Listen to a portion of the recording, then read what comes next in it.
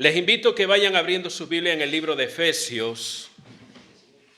Libro de Efesios, capítulo 5.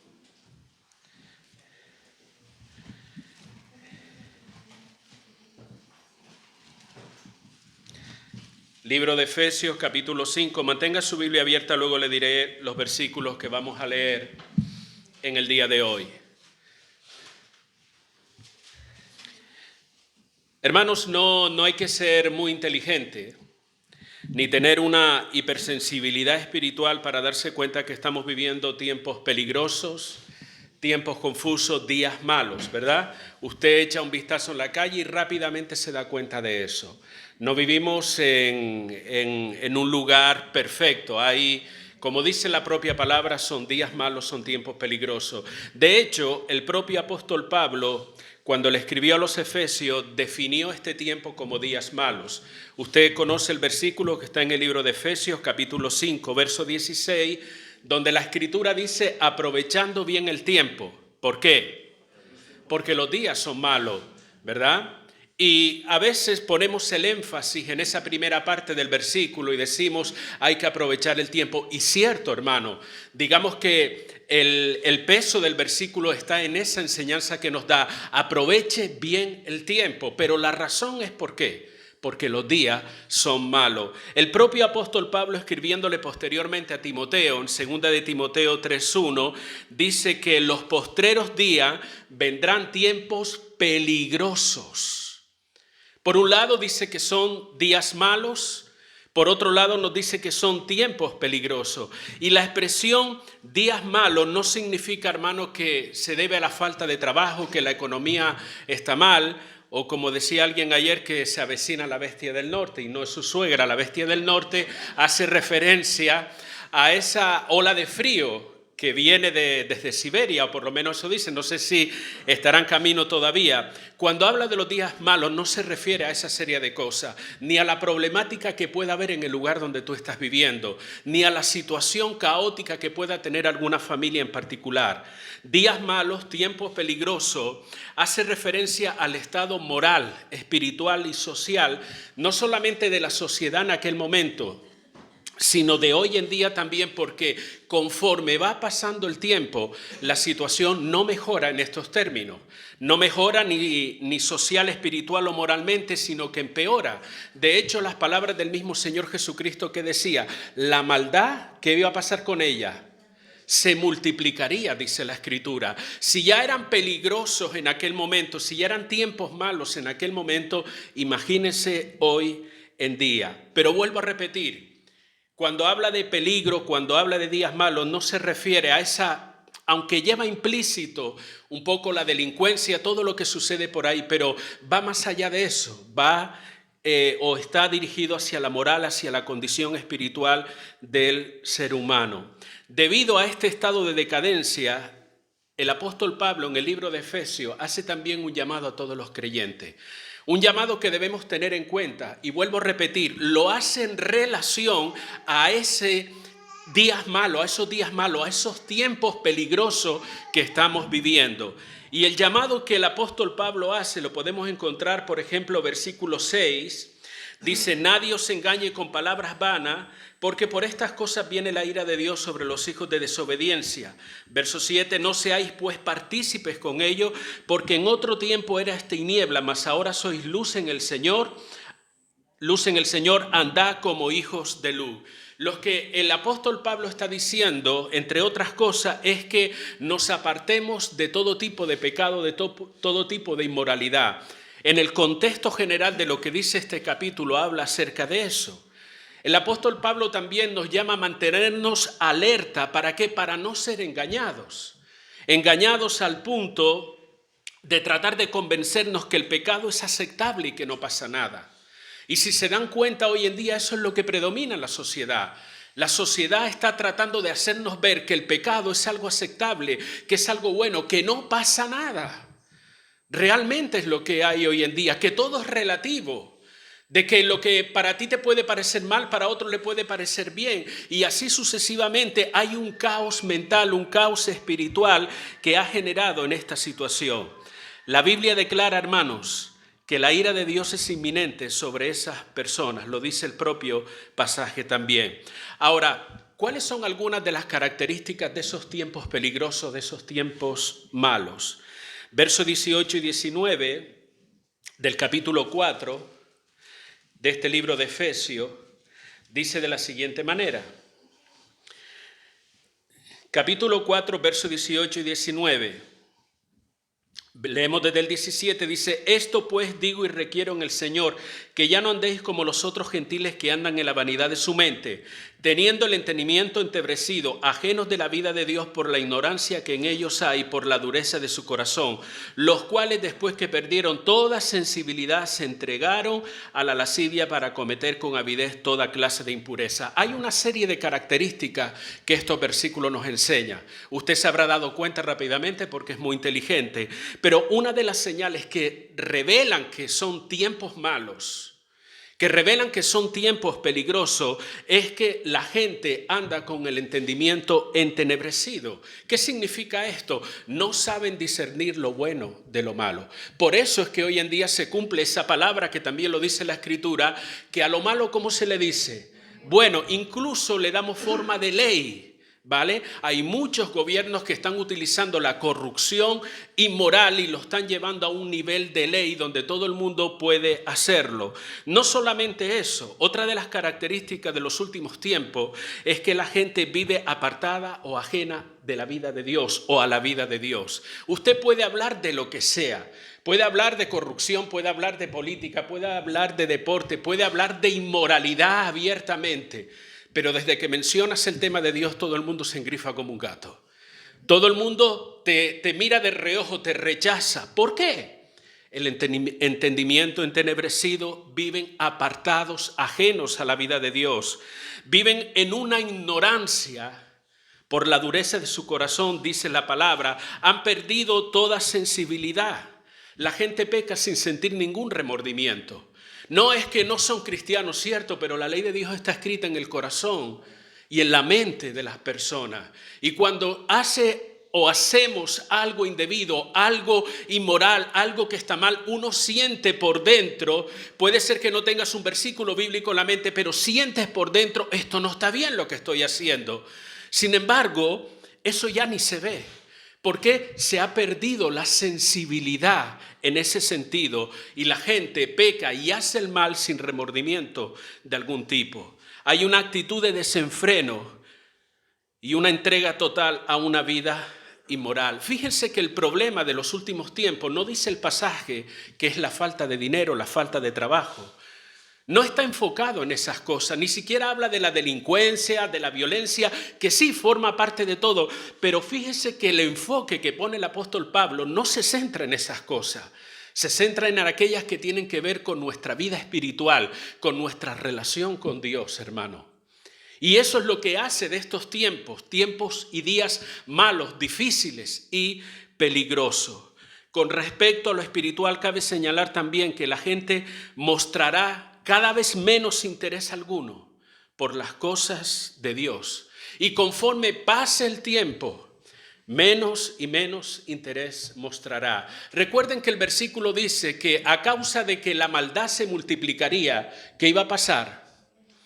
Dígalo en voz alta.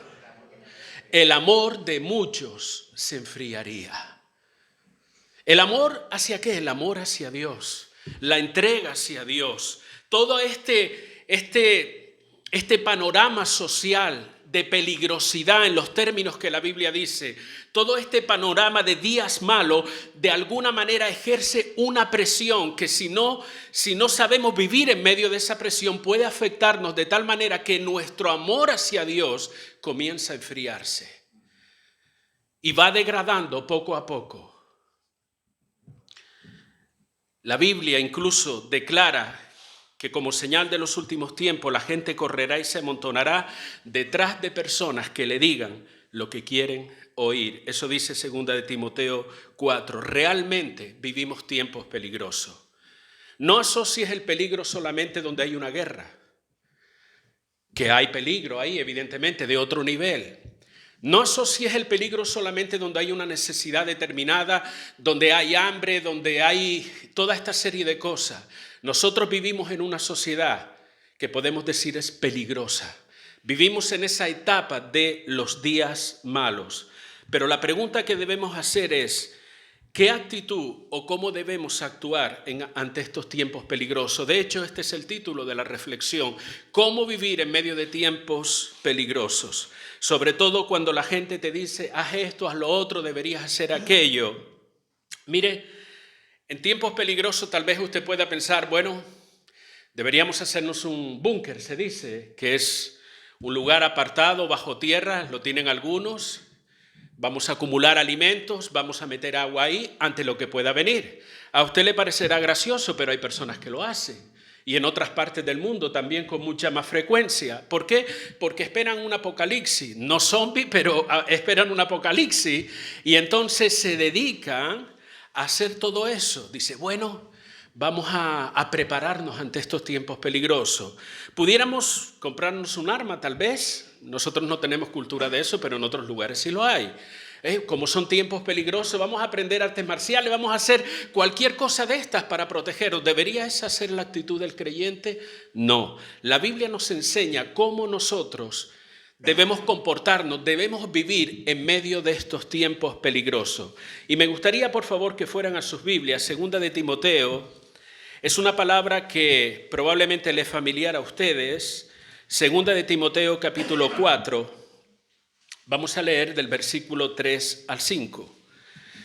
El contexto de Timoteo no era diferente a lo que estaba escribiendo Pablo a los Efesios.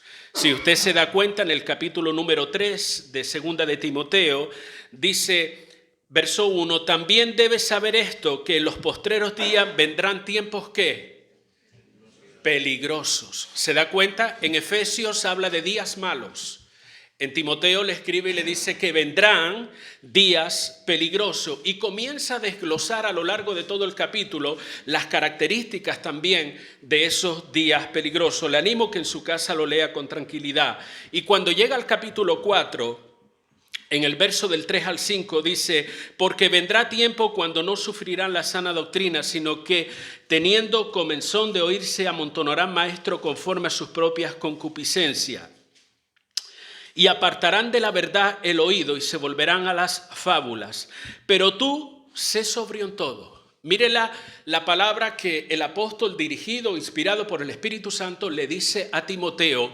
Ante ese contexto, ante esa situación social que hay de peligrosidad en términos espirituales, ¿vale? Él le dice, pero tú, sé sobrio en todo. Soporta las aflicciones. Haz obra de evangelista, cumple tu ministerio. Y quisiera utilizar esta expresión para justamente hablar de cómo nosotros podemos vivir en medio de nuestros tiempos peligrosos, en medio de nuestros tiempos difíciles. Lo primero que debemos tener en cuenta, hermano, entre otras posibles cosas, es que debemos vivir de una manera ordenada. Debemos vivir de una manera ordenada. Esa es la expresión que otras versiones utilizan de este versículo cuando dice, tú sé sobrio en todo. Algunos dicen, vive de una manera ordenada. La Nueva Versión Internacional de la Biblia dice de este versículo, no pierdas la cabeza en ninguna circunstancia, ¿vale? Es una forma de llamarnos a vivir de una manera ordenada. Y tristemente, mucha gente hoy día relaciona el cristianismo con una locura. Una, porque no la entiende. Dice que el hombre natural no percibe las cosas espirituales, que para él son ¿qué? Locura. Como no lo entiende, como su mente está entenebrecida, como no tiene una sensibilidad espiritual, no ha nacido de nuevo, para él el evangelio es una locura. Pero para otros lo relacionan con una locura por sus enseñanzas y por las extravagancias que a veces se ven en el contexto cristiano. Sin embargo, hermanos, el cristianismo es sinónimo de cordura. El cristianismo no es sinónimo de locura, sino de cordura, de buen juicio, de sentido común y de sensatez. Cada uno de esos elementos usted lo puede encontrar en la Biblia y cómo Dios nos llama a actuar de una manera ordenada. La Biblia declara que Dios es Dios de orden. y no Dios de confusión. Incluso el apóstol Pablo, escribiéndole a los hermanos de Corinto, y en el contexto de cómo debe hacer una reunión en una iglesia, él dice: hágase todo decentemente y con orden, dice la palabra. Dios no actúa en el desorden, Dios se manifiesta. O Dios no se manifiesta, ni tampoco bendice el desorden. Y no quiero centrar esto en una reunión de iglesia, quiero llevarlo un poquito más allá. Estamos hablando del orden en nuestra vida, de vivir de una manera ordenada. Y cuando digo ordenada, no estoy haciendo referencia a que usted ponga las camisas a un lado y los pantalones a otro, o que los cubiertos estén todos juntos en el mismo cajón. No hablo de ese orden, hablo de nuestro estilo de vida, hablo de nuestro comportamiento. En medio de una sociedad corrupta, en medio de una sociedad que va en declive, que está experimentando una decadencia moral, espiritual, social, en todos los sentidos, Dios nos llama por medio de su palabra y nos dice: vive de manera ordenada. Eso es lo que le dice a Timoteo el apóstol San Pablo. ¿Por qué digo esto? Porque muchos creyentes tratan de imitar la vida que hay en esta sociedad. Una sociedad, como he dicho anteriormente, ¿puedes abrir la puerta? Estoy notando el calor. Amén. Muchos creyentes pretenden vivir una vida desordenada y que aún así Dios les bendiga. Copiamos formas, modelos y conceptos que hay en la sociedad y lo traemos a nuestra fe cristiana pensando que eso es aceptable, que como Dios es amor no pasa nada, de que Dios es bueno y Él lo entiende, Él conoce mi situación y toda esta serie de expresiones para justificar un estilo de vida desordenado. Hermanos, Pablo le dice a Timoteo: en una sociedad caótica, en una sociedad que no distingue entre el bien y el mal, tú tienes que vivir de una manera ordenada. Pablo nos insta a actuar, a vivir, a tomar decisiones de una manera sensata y juiciosa ante el espíritu que hay en esta sociedad. Que las presiones, hermanos, no nos hagan perder la cabeza. ¿Me escucharon? Que las presiones de este mundo no nos hagan perder la cabeza. La segunda cosa importante es que nos dice la palabra, es que en medio de esta situación soporta el sufrimiento, pero no cualquier sufrimiento. Soporta el sufrimiento que representa ser un discípulo de Cristo. Nos gustaría que la palabra, porque aquí dice la Escritura, pero tú sé sobrio en todo, soporta las aflicciones. Nos gustaría que dijera más, evita las aflicciones. ¿Cierto? Nos gustaría que dijera que no pases por ninguna de esas situaciones, pero aquí dice: soporta las aflicciones. Ten la disponibilidad de sufrir por ser un discípulo de Cristo, por lo que representa seguir a Cristo. ¿Por qué? Porque, mire hermano, la Biblia pone de manifiesto que sujetarse a la verdad de Dios, que vivir de acuerdo a la verdad de Dios, conllevará que muchos no lo acepten. Conllevará, y sobre todo va pasando el tiempo, escúcheme bien y entienda esto, usted va a ser rechazado sencillamente por creer en Jesucristo. La Biblia habla acerca del espíritu de la apostasía. ¿Qué es ese espíritu? Pues es sencillamente el rechazo a todo lo que representa a Dios.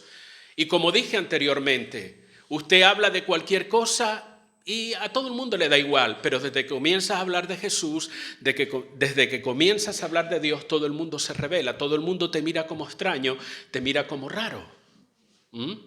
Y eso muchas veces va a representar rechazo, se volverá un ataque contra tu fe. Tal vez no sea muy fuerte o menos fuerte, tal vez lo más sencillo que te digan sea anticuado, santurrón, pero en otros lugares hoy día, hermano, muchos están sufriendo a causa de su fe, muchos están siendo perseguidos, muchos están siendo llevados a extremos límites de hacerles pasar hambre, de meterlos en cárceles, de asesinarlos. ¿A causa de qué? ¿De que son malas personas? No, a causa de haber creído en Jesucristo.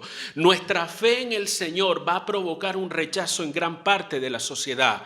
Rechazarán tu apego a Dios. ¿Y por qué? Porque tu orden pone en evidencia su desorden. El vivir de una manera ordenada, el vivir de acuerdo a lo que dice la palabra, aún sin palabra, va a poner en evidencia el desorden que otros viven. Y se van a sentir atacados y rechazados. Por eso atacarán tu fe. Por eso atacarán tu vida. ¿Qué debemos hacer ante esa situación? ¿Pelear, discutir, partirles la cara? ¿Qué podemos hacer?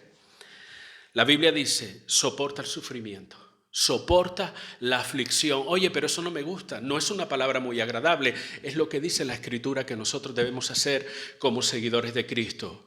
Igual nos gustaría agarrar un arma y salir por las calles y todos los que nos rechazan, ¡pam!, ya este no me rechaza más. Pero esa no es la idea. Como discípulos del Señor Jesucristo, que han depositado su fe en Él, personas que hemos creído en Él, Dios nos llama a actuar de una manera diferente. Alguien dijo hace un momento, no sé si orando o hablando, debemos marcar la diferencia. ¿Cómo marcamos la diferencia? Marcamos la diferencia, entre otras cosas, sufriendo por amor a Cristo. La pregunta es, ¿estamos dispuestos a sufrir por Cristo? Porque Jesús mismo nos dijo, en el mundo tendréis ¿qué? Aflicción. A veces tratamos de presentar una imagen muy diferente de lo que es el Evangelio. Le decimos, oye José Luis, oye Oscar, las cosas a partir de ahora plenas, como dice ahí el hermano. Te va a salir todo bien, no vas a tener ningún problema, pero esa no es la realidad. La realidad es que mientras más te acerques a Dios, mientras más quieras consagrarte a Dios, más rechazo vas a sentir de este mundo, de esta sociedad peligrosa en la que nosotros vivimos. Me meto en una urna, me escondo en un búnker, como dije anteriormente. Me meto debajo de la cama, me echo a llorar y digo yo, de aquí no salgo más. Debemos tener la disponibilidad a sufrir por Cristo. Ahora, sufrir por Cristo, en este sentido, tiene la idea de perseverar, mantenerme firme y fiel al Señor, a pesar de lo que venga, a pesar del sufrimiento, a pesar de la contradicción, a pesar del rechazo, a pesar de la dificultad. Esa es la idea. La idea es perseverar y mantenerme firme a pesar de lo que eso represente en esta sociedad. La tercera cosa que nos dice la palabra para ir avanzando, lo que Pablo le dice a Timoteo, o más bien debemos decir lo que Dios dice a través de Pablo a Timoteo, es que predique la palabra. No solo a Timoteo, sino a todos nosotros. Es un llamado divino que cada uno de nosotros tenemos, compartir la palabra. La proclamación de la palabra de Dios trae libertad al ser humano. ¿Cierto o no, hermano? ¿Lo dicen con la boca chica? Amén. ¿Por qué? Conoceréis la verdad y la verdad ¿qué? Os hará libre. Entonces, ¿pero por qué en medio de estos tiempos peligrosos tan importantes proclamar la verdad? ¿Saben por qué? La verdad de la palabra de Dios justamente es lo que puede bendecir a esta sociedad que está en peligro. Y el hecho de que fuese el mismo Señor Jesucristo quien dijera que debemos predicar el Evangelio nos debe hacer pensar en la importancia que tiene. ¿Usted cree que Jesús va a decir algo que realmente, mira, voy a tenerlos entretenidos? Vayan predicando el Evangelio por ahí. ¿Usted cree que esa fue la connotación cuando Jesús dijo eso? No. ¿Por qué tanto énfasis? ¿Por qué tanta preocupación? ¿Por qué tanto empeño en esos mandamientos? Vayan y prediquen el Evangelio. Pero señores, que son tiempos peligrosos. Prediquen la palabra, con más razón. Prediquen la palabra. ¿Por qué es tan importante? Porque la palabra es el consuelo, la palabra es la luz que este mundo necesita. Lámpara es a mis pies tu palabra y lumbrera mi camino, dice la Escritura. Este mundo que está en oscuridad, ¿qué es lo que necesita? ¿Qué necesita si todo esto se estuviese a oscura? Luz. El mundo está en oscuridad. ¿Qué necesita? Luz. Esa luz, ¿quién la produce? El Evangelio de Jesucristo.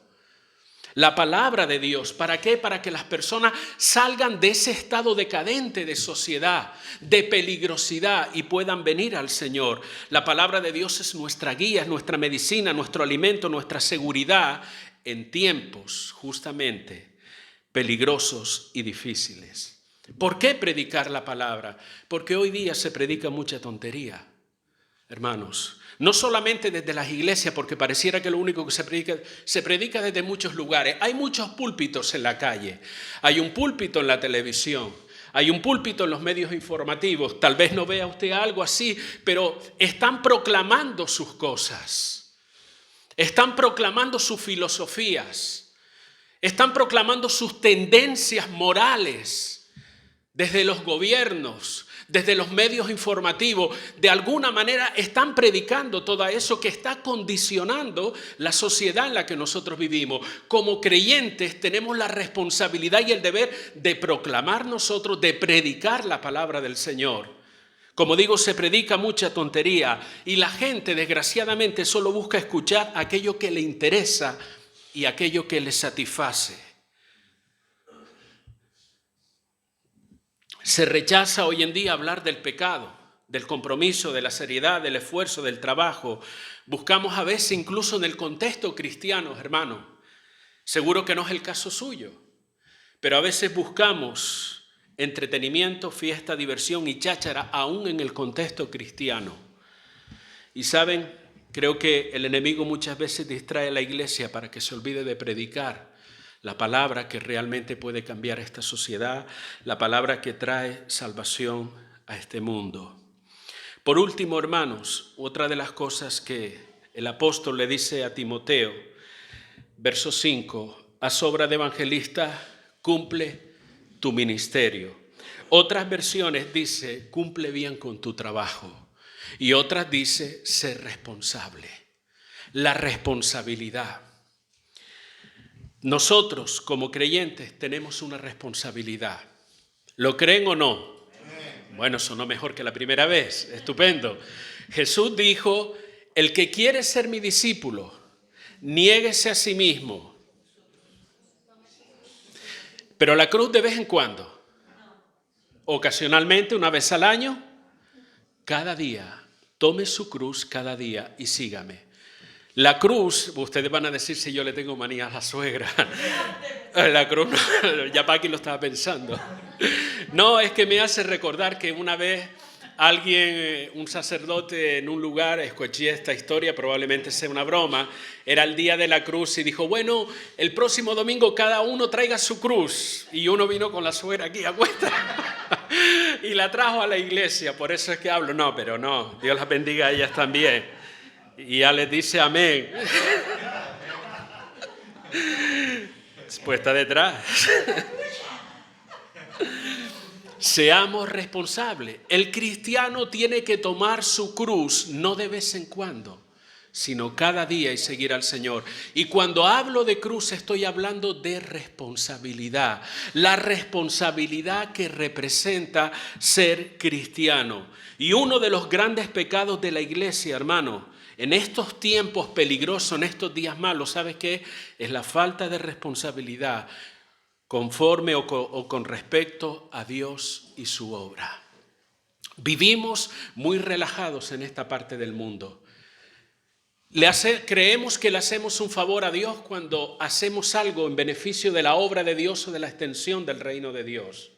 Dios tiene que estar contento conmigo. Mira lo que hice. Repartí un folleto a fulanito, otro a menganito, y uno respira, ¿verdad? Y dice, no, Dios tiene que estar súper contento conmigo. Como si uno le estuviera haciendo un favor a Él. La Biblia nos llama a nosotros a ser responsables. ¿Y saben qué? Nosotros somos responsables con lo que queremos y cuando queremos y de la manera que queremos. Porque sacamos tiempo para lo que nos interesa, sacamos dinero y esfuerzo para lo que nos interesa. Pero cuando se trata de Dios, muchas veces lo que sacamos, ¿sabes qué es? Excusas, argumentos y mil cosas más. Hermanos, Pablo le dice a Timoteo, sé responsable. Cumple bien con tu trabajo. No nos dejemos llevar por el desánimo que muchas veces toca en la puerta de cada uno de nosotros. No hay nadie aquí que pueda decir, yo nunca me he desanimado, ni me desanimaré. Eventualmente, hola, me llamo Desánimo. He venido a tener una charla contigo. El desánimo aparece. Aparece actitudes de vagancia, pecado y tantas otras cosas que nos quieren sacar del contexto del reino de Dios, de la obra de Dios. Ante eso, ¿sabe qué le digo, hermano? Sea responsable. Sea responsable con Dios, con su vida, con su hogar, con la iglesia del Señor, con el reino de Dios.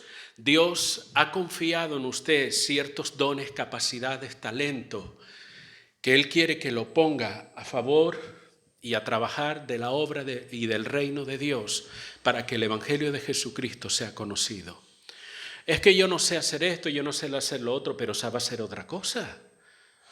Y esa cualidad o esa capacidad que Dios se le ha dado no la puso en usted como un adorno. No la puso en usted para que dijera, bueno, yo tengo esto y sé hacerlo esto. Lo puso para que usted trabajara y fuera responsable en lo que tiene que hacer. Y como iglesia debemos ser responsables, hermano. Usted dirá, bueno, ¿por qué estas actitudes? Y estoy terminando ya. ¿Por qué estas actitudes? ¿Por qué no hay un énfasis? Por ejemplo, ayuna 2 o 3 días al mes, haz una cadena de oración, haz esto, lo otro, lo que generalmente estamos acostumbrados. ¿Por qué estas actitudes que parecen tan naturales que deberíamos tener? Mire, los tiempos peligrosos en los que vivimos intimidan, seducen, porque estos tiempos seducen, atrapan, arrastran a cualquiera. Y nosotros no estamos exentos de ello. Pero para nosotros poder enfrentar estos tiempos debemos asumir esta serie de actitudes. Porque si no, cabe la posibilidad que nos dejemos llevar por la corriente y hacer lo que todo el mundo hace. Tratemos de evitar el sufrimiento que representa ser un discípulo de Cristo y aflojamos en nuestra vida espiritual, evitamos situaciones determinadas. Trataremos de pasar desapercibidos para no llamar la atención y no predicar. Estos tiempos invitan a pasar de todo, a no esforzarnos. Es lo que hay en esta sociedad. Por eso la palabra nos llama, vive de una manera ordenada. Actúa con sentido común, con buen juicio, como dice la Escritura. Que el mundo viva a lo loco no es un argumento para que nosotros lo hagamos. Que el mundo viva de una forma inmoral no es un argumento para que nosotros lo hagamos tampoco, hermano. Soporta el sufrimiento por la causa de Cristo. Es que tú no sabes cuántos problemas tengo desde que entregué mi vida al Señor. Y ya la palabra nos lo decía, que a causa del Señor íbamos a sufrir toda esta serie de cosas. Predica la palabra. La palabra tiene poder por sí misma, pero necesita que nosotros la prediquemos y hablemos de ella y sea responsable con su vida espiritual. Amén. Son cosas, usted dirá, muy básicas, pero necesarias. El apóstol Pablo le dice, los tiempos que vienen son peligrosos. Los días son malos. Tal vez no de la forma que usted cree. Guerra, hambre, miseria, violencia. Tal vez no en esa forma, pero de otra forma, que es la que estamos viviendo hoy en día. De inmoralidad, de abandono de Dios, de que todo es válido. Y ante eso la iglesia del Señor se debe levantar con una actitud determinada. La pregunta es, ¿usted lo va a hacer? Nadie diga amén. ¿Usted lo va a hacer? ¿O usted va a copiar cómo viven los demás? ¿Usted va a ser responsable? ¿Usted va a estar quejándose toda la vida o va a asumir ese sufrimiento por la causa de Cristo? No porque sea un sinvergüenza, por la causa de Cristo. ¿Va a soportar ese sufrimiento? ¿Qué va a hacer? La última palabra en eso la tiene.